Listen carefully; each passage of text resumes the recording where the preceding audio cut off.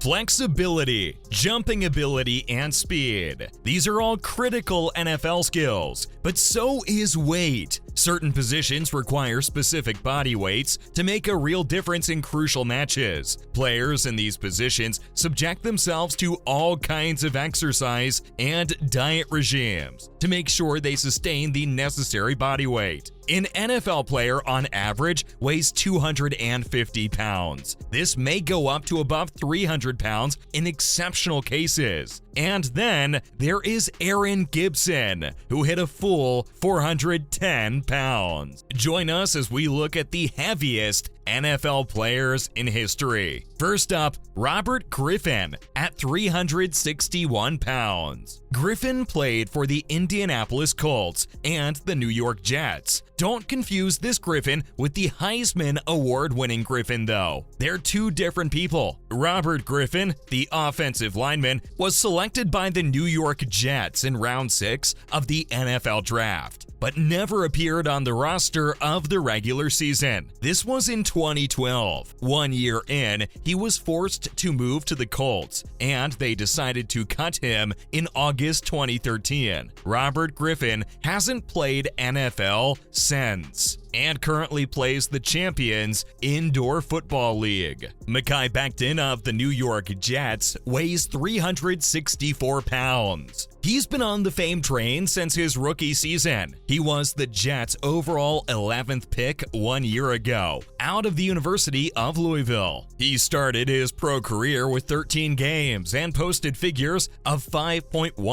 40-yard in last year's combine. To put that into perspective, it's 0.16 shorter than Tom Brady. He has both speed and physical strength and makes for a formidable future player. TJ Barnes comes in at 364 pounds. He's played for 5 different teams over his 7-year career. Those include the Buffalo Bills, New York Jets, Jacksonville Jaguars, Carolina Panthers, and the Kansas City Chiefs. He wasn't an NFL draft pick for anyone because he's also 6 feet 7 inches tall. He started a game for the Buffalo Bills in 2015, and in 21 matches, he had 9 tackles. Michael Jasper weighs in at 375 pounds. He weighed even more, 450 pounds, while at Bethel University. When he was picked up by the Buffalo Bills in the 2011 7th-round NFL Draft, he dropped his weight to 375 pounds. But he has yet to play a game in the NFL regular season. Since 2019, he's been coaching his alma mater team. Bryant McKinnie is a 386-pound monster who played 162 career games and was in the Pro Bowl ranks for the Vikings in 2009. More on him coming up shortly. Keep watching. Then at 380 pounds, there's Trent Brown. After a March exchange, Trent Brown became the offensive tackle for the New England Patriots. He's a giant that also played for the San Francisco 49ers and the Oakland/Las Vegas Raiders. He was a 7th-round pick in the 2015 NFL Draft and was featured on the Pro Bowl roster while he was playing for Oakland. William Perry tips the scales at 382 pounds and is called the Refrigerator. In 1985, he was a solid defensive lineman for the Chicago Bears. Perry, out of Clemson University, was the 22nd pick in the draft. During his rookie year, he had 9 games during the regular season and was a mainstay in Buddy Ryan's 46 plan. And he helped to bring in a Super Bowl title and a 15-1 regular season record to the Bears. Perry was praised during his rookie year. The most memorable moment in his career was when he snatched the ball from the air at the finish line and threw his massive body into the end zone to clinch the title for Chicago. He ended his career with 8 carries, 29.5 sacks, and 2 touchdowns. Body weight is one thing, but tall players also have a distinct advantage in the game.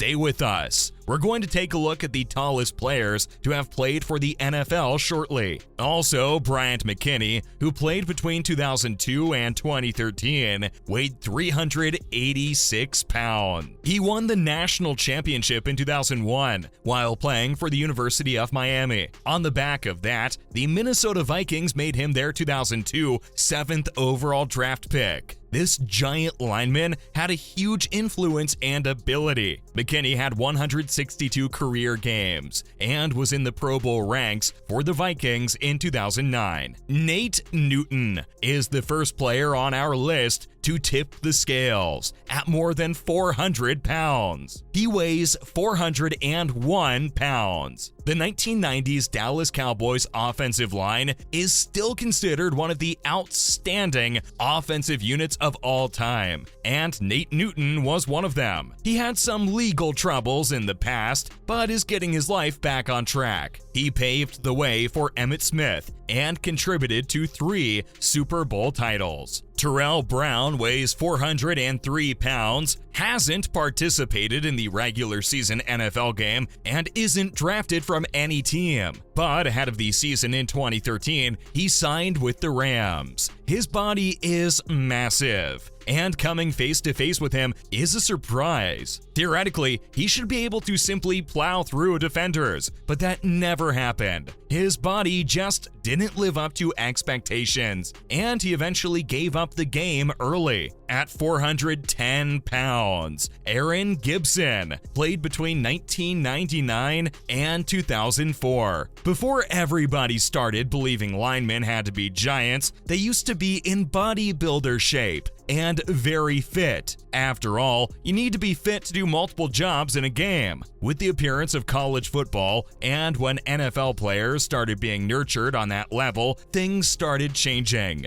Wages were tighter and the entire lineup was affected, especially the offensive and defensive lines. The Detroit Lions drafted Aaron Gibson in 1999's 27th place. Gibson was on the All-American list when he played college football out of Wisconsin, but his NFL endeavors were failures. He only played 34 matches before moving to arena football. The unique size of the 2022 NFL players gives them a tremendous strength. This can make or break an entire team strategy. Now, not only body weight, but length too. The diversity among NFL players is astonishing. Coaches care about weight, speed, and strength, sure, but height plays a role too. The NFL average height is around 6'2", but who are the really tall players in the league, now and in history? The Oakland Raiders' Richard Sly was the tallest NFL player ever at 7 feet. But there are others. Sly played between 1994 and 2008, and he was a defensive tackle for the Oakland Raiders. Richard Sly's old photos show that the actual height of this defensive tackle is about 7 feet or more. He is also the only NFA player to surpass the 7-foot mark. He played college football at North Carolina University and stuck to one team throughout his NFL career. He was drafted in the 10th round, but he played only 8 games. Sly's regular position during Super Bowl II was on the bench. Morris Stroud comes in at 6 feet and 10 inches. He was the second tallest ever in the NFL and also stuck with one team throughout his career. Before playing in the AFL Championship, Stroud was the Chiefs' tight end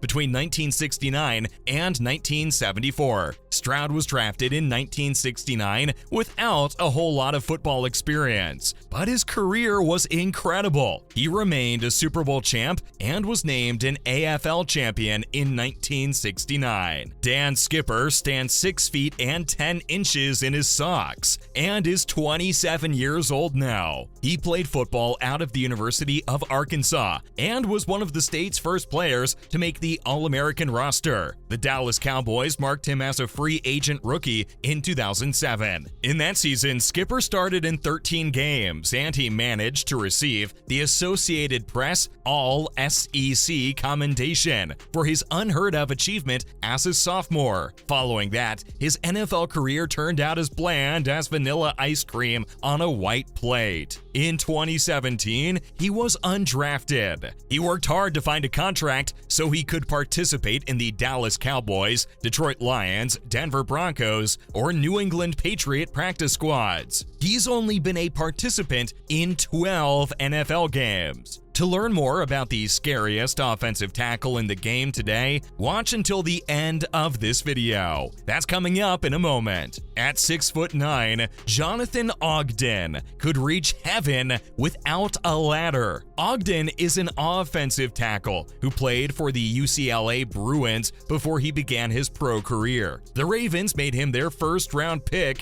in the 1996 NFL Draft, and he received a Hawaii trip for his outstanding contribution. He made it to the Pro Bowl 11 times in 12 seasons and was on the All-Pro team 4 times. Ogden was also inducted into the Pro Football Hall of Fame and College Football Hall of Fame in 2013 and 2012. Ed Jones went by the moniker Too Tall. He stood 6 feet and 9 inches in his boots, and we have to say, it is doubtful that a nickname has ever stuck to a player like Too Tall stuck to this defensive lineman. The Dallas Cowboys picked him as a first-round draft pick in '74, and he stuck with them for a full 15 seasons. Jones was originally a college basketball player, but after 2 years at Tennessee State University, he gave this up to focus on football. His kind of height always gave him advantages in blocking attacks. During a part of his career, Jones also dabbled in boxing,